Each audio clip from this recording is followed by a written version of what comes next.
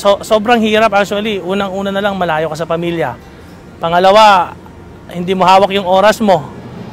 Kahit hindi mo gustong pumasok, kailangan pumasok. Pag nagkakasakit ka, walang mag-aalaga sa'yo. Yung tipong mag-isa ka talaga. OFW for the past 30 years. I was in Saudi Arabia, but then pumunta ako sa Dubai kasi talagang wala eh. Yung hirap na hindi mo kasama yung pamilya mo, yung hirap na nagpapagod ka, nagpupuyat ka, gumigising ka na maaga na hindi mo nakikita yung mga taong pinaglalaanan mo ng effort para matulungan mo kasi lahat sila nasa Pilipinas. In reality, sa Pinas, mahirap kumuha ng trabaho kasi hindi maganda yung natapos ko. So, nagtry ako maging OFW para matulungan ang family ko sa Pilipinas, parents ko, tapos family ko. And during that time, sa pagiging OFW ko for 8 years, halos ganun ang nangyayari.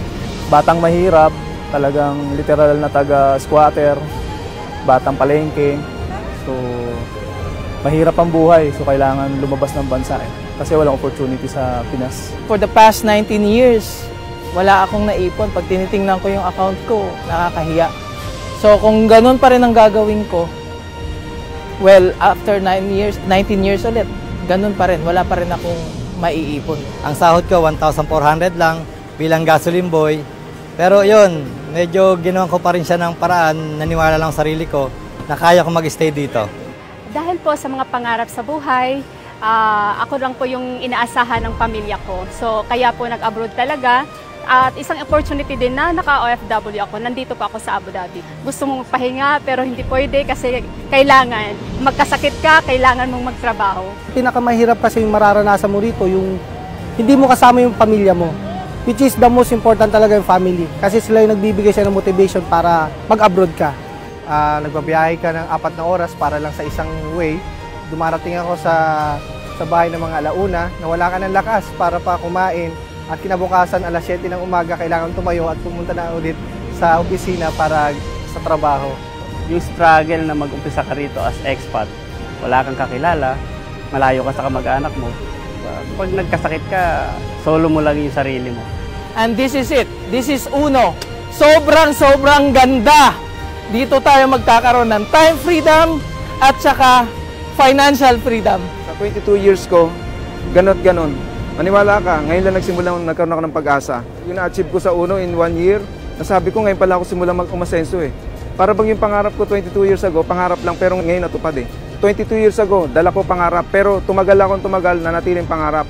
Natupad lang at nagsimulang matupad nung mag-Uno po ako. Sa Uno kasi, hindi lang yung sarili mo ang mababago. Tapos yung mga taong nasa paligid mo, pwede mo silang tulungan. In a span of 6 months, dito namin nakita talaga na naging Millionaires Club kami. At hindi namin ina-expect. Extra income lang naman eh. Yun lang ang ina-expect namin. Pero, pagdating ng ilang taon lang, eto na kami. Napakalaki ng resulta na kayang-kaya mo rin. Kung makita ko yung Uno, nakita ko yung opportunity ng isang negosyo na matuturuan kang kumita, matututo ka magnegosyo. Kung sa employment tayo mananatili, malayo nating maabot yung mga pangarap natin para sa mga pamilya natin. So this is a perfect opportunity na very low yung i-invest mo, pero kayang-kayang tuparin yung pangarap mo. Uno na po ang the right vehicle para tayo mapauwi ng maaga po. Importante po ay tulong-tulong po tayong makamit po yung mga pangarap natin. Sa out of 16 na networking na nasalihan ko, ang Uno talaga ang #1. Ito na yung business natin while we are working, being employed. Maniwala kayo, may mangyayari at may mangyayari. Pwede naman 25 years old, kumikita ka na ng milyon eh, di ba? So why not? Tingnan natin, subukan lang natin, walang mawawala sa atin. Kita namin na maganda ang sistema, ang mga leaders dito, may integrity, may humility. Nakita namin na talagang ang daming tao ang natulungan ng Uno na maabot yung mga pangarap nila sa buhay. Ang pagkakaya ba lang natin, nag-decision kami na gawin namin ng Uno. Tinodo lang namin dito at tapos eto na. So this is what I'm doing now and I'm very happy. Thanks Uno, you changed my life.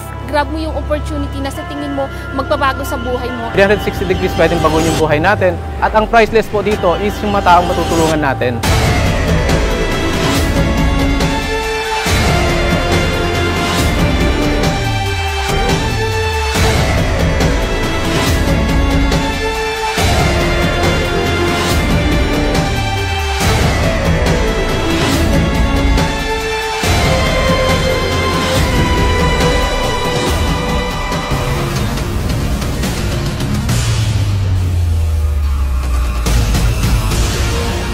God will provide. There is Uno.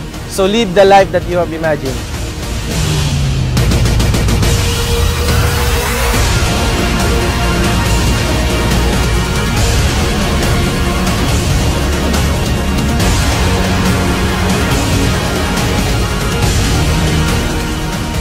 Uno. It changed my life. Mangarap lang kayo. Gawin nyo na siya. I'm doing Uno para dito sa aking mga anak. Malalim kasi ang Uno eh. This is the right opportunity. Ito po yung sagot sa kahirapan. Sa tulong ni Lord, walang imposible. Kaya niyo din.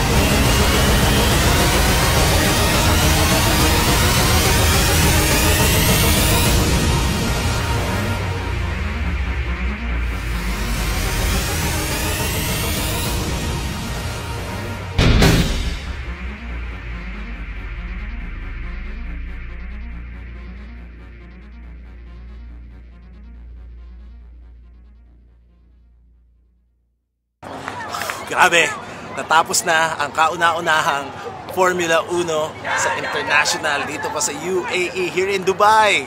Pero kulang yan pag hindi tayo nag-jump shot, di ba?